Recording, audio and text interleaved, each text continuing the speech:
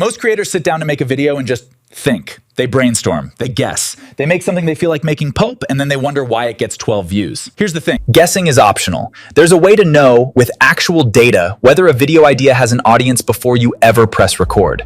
In this video, I'm gonna show you the exact research process I use to find video ideas that people are already searching for. No guesswork, no hoping. Just a repeatable system you can use in about 30 minutes. Let's get into it.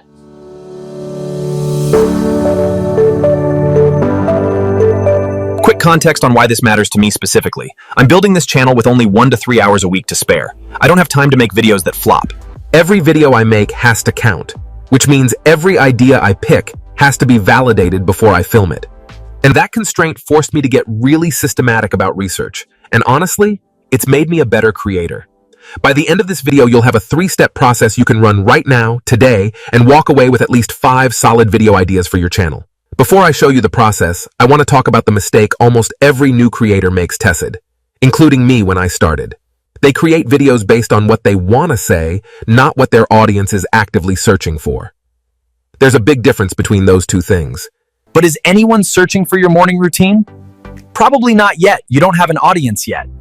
That kind of content works when you already have loyal fans who care about you as a person. When you're starting out, search-driven content is your best friend. These are videos that answer specific questions people are already typing today. Think about it, Hat. YouTube is the world's 2nd largest search engine. Billions of searches happen every single day.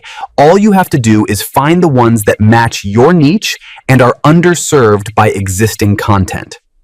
That's the whole game. Find demand, meet it, repeat. The 3-step research system. Okay, let me show you exactly how I do this. 3 steps. Let's go. Step 1 is the simplest and most underrated research tool available, and it's completely free. Go to YouTube and start typing your topic into the search bar.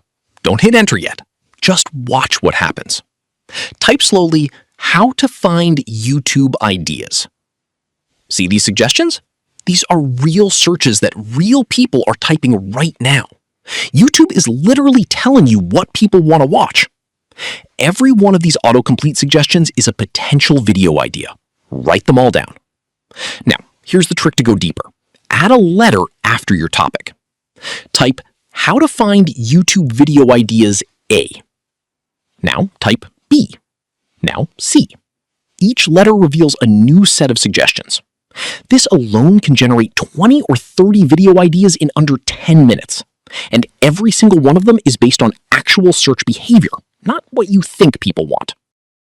Step 2 is about validation.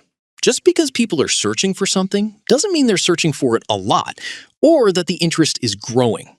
This is where Google Trends comes in. Also free. Go to trends.google.com. Type in one of the ideas you found in step 1. I'll use "how to find YouTube video ideas" as our example. Type it in. Look at this graph. Is interest going up, going down, or staying flat? You want either flat and consistent, which means reliable evergreen traffic, or trending upward, which means growing demand. What you don't want is a sharp spike followed by a crash. That usually means it was a news moment, and that moment has passed. You can also compare 2 ideas directly. Let me show you. Click plus compare, type second idea. Now you can see which one has stronger or more consistent search interest. This takes maybe 2 minutes per idea, and it can save you hours of wasted effort on a video nobody will find. Step 3 is competitor research. But not the way most people do it. Most creators look at big channels and think, I can't compete with that. And honestly, they're right if they try to go head to head. But that's not what we're doing. We're looking for gaps. Here's what I mean. When were they published? If the top results are 2 or 3 years old, that's actually good news. It means the topic is proven, but no one's made a fresh, updated take recently. That's your opening. 2, look at the titles and thumbnails. Now ask yourself, what angle are they not using? Is everyone doing a top 5 tools format? Make a process walkthrough instead. Is everyone serious and educational? Try something with more personality. 3, check the comment sections. What are people asking that the video didn't answer? Those unanswered questions are your next video ideas. This whole step takes maybe 10 to 15 minutes, and you'll come out of it with a clearer understanding of your niche than 90% of creators who've been posting for years. 1. That's actually good news. That's your opening.